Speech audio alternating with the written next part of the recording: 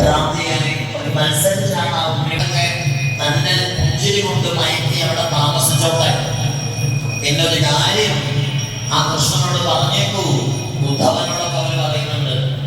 അവന് ആർക്കറിയാം അതെങ്ങനെ രക്ഷപ്പെടട്ടെ. അത് പോയല്ല അത്ര സമാധാനം പഠിക്കണ്ടല്ലോ. അങ്ങനെയല്ല. ആ ദേവിയുടെ പേരാണ് ഏകാനംശ. ആ പേരെഴുതി വെച്ചോ.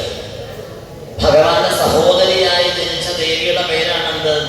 ഏകാനംശ. എന്താണ് ഏകാനംശ? ഏകാനംശ എന്ന് പറഞ്ഞാൽ എന്താണ്? ആ ഭഗവാന്റെയും സംഘർഷണമൂർത്തിയുടെയും അംശസ്വരൂപിണിയായിട്ട് വന്ന ദേവിയാണ് ഏകാനംശ ദേവി. മധുരയിൽ രസകവേഷം നടത്തുന്ന സമയത്ത് തമിഴ്നാട്ടിലെ മധുരയിൽ നിന്ന് ആദ്യം ഒരു കൃഷ്ണസ്വരൂപം കിട്ടി. അപ്പൊ അത് പൊട്ടിയിരിക്കുകയാണ്.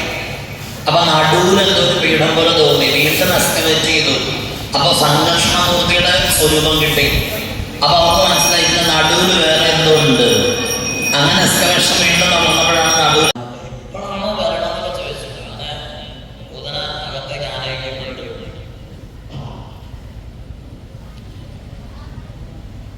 കുറച്ചു കഴിഞ്ഞപ്പോ ഈ പൂതന പറഞ്ഞു, ഞാൻ ഉണ്ണിട്ടൊക്കെ പോകുള്ളൂ, ഉണ്ണിയെ കാണാൻ വന്നല്ലേ എന്നൊക്കെ പറഞ്ഞു.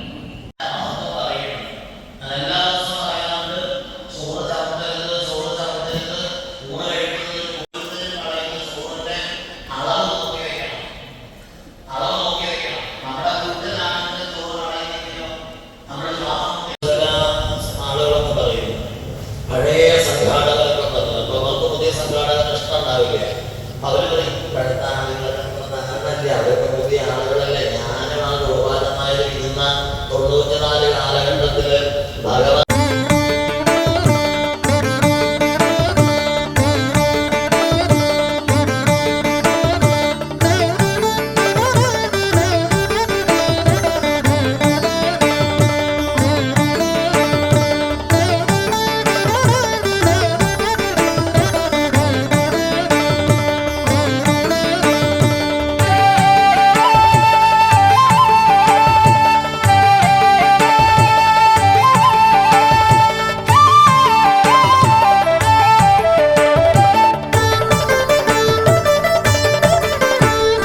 ശിലയെ ശിവരൂപമായി കണ്ടു കൂപ്പിയ തൃച്ചെന്നനായി ഞാനെത്തി.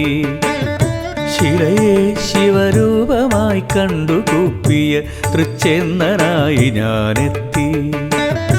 കൊടിയേറ്റു സദ്യയിൽ ഭഗവാന്റെ